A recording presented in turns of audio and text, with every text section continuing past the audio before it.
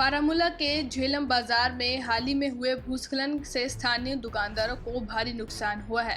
कुछ दिन पहले आई प्राकृतिक आपदा ने कई दुकानों को प्रभावित किया, जिससे व्यापारियों में चिंता की लहर है। दुकानदारों ने अपनी दुकानों के पुनर्निर्माण में लाखों रुपए खर्च किए थे, लेकिन दुर्भाग्य से जमीन फिर से जमींदोज हो गई है। स्थानीय लोगों का कहना है कि इस भूस्खलन का मुख्य कारण ठेकेदार की लापरवाही है, जिसने नदी के किनारे अनावश्यक खुदाई कर दी है। खादनियार बारामूला में झेलम नदी से अवैध रेत निकालने जैसी अवैध गतिविधियां भी इस समस्या को बढ़ा रही हैं। स्थानीय प्रशासन की लापरवाही के कारण ये समस्याएं और भी विकराल होती जा रही हैं।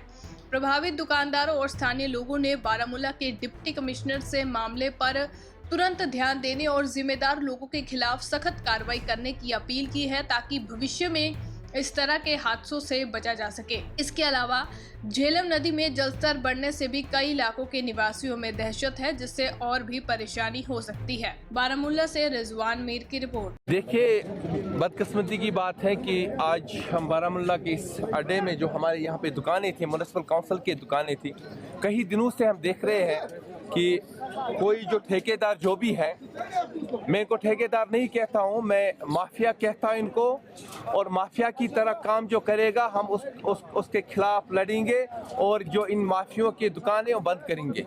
यहाँ पे जो आवाम सफ़र कर रहा है, यहाँ पे क्या यहाँ के गरीब लोग सफ़र कर रहे हैं, क्या वजह है कि उसको कोई प्लानिंग नहीं थी। जब उसने यहाँ पे जेसीबी लगाई है, पहले सरकार को बढ़ देना था कि पहले उखाड़ना था। जब इस ठेकेदार ने यहाँ पे इस बंड को उखाड़ दिया, तब यहाँ पे 7-8 दुकानें नीचे चले गए। आज फिर वही टाइम आया, यहाँ पर जो काम कर रहा था, अभी फिर ये लैंडस्लाइड हुआ। आप खुद देख सकते हो, अपने कैमरा भी आप घुमाओगे, यहाँ पे आप देख सकते हो जमीन कहाँ चली गई है। तो किस पर ये डेवलपमेंट कर रहे, किस पर ये पैसा बहा रहे हैं, हमें समझ नहीं आ रहा है। मैं डिप्टी कमिश्नर साहब से गुजारिश करता हूँ, सर आप प्रैक्टिकल ग्राउंड पे जाइए। मैं यहाँ की पूरी एडमिनिस्ट्रेशन से कह रहा हूँ कि आप कुर्सियों को छोड़ के ग्राउंड लेवल पर आ जाइए और लोगों के मसले सुनिए।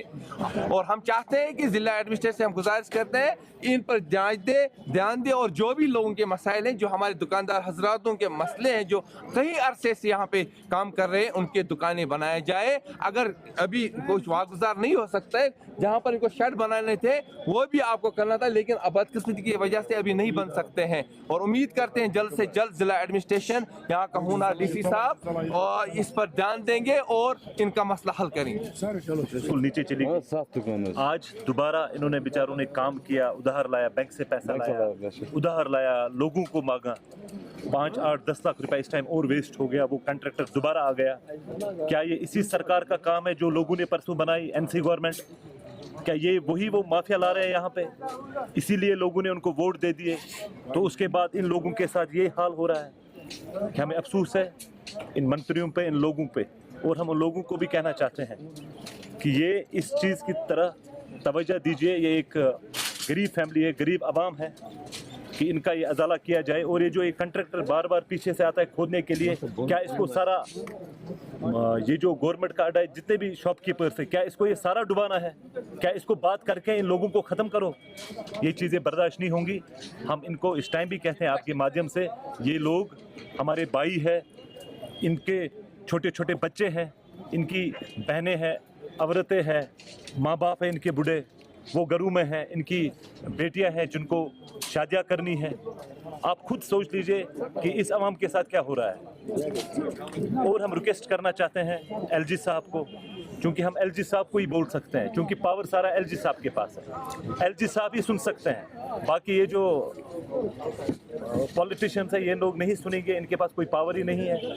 हम अपने एलजी मनोज सिन्हा आ जाइए, अफसरों को देख लीजिए, इस गरीब आवाम को देख लीजिए, ताकि इनको कुछ मावनत की जाए, ये दोबारा अपना काम रोजगार और संभाल सके।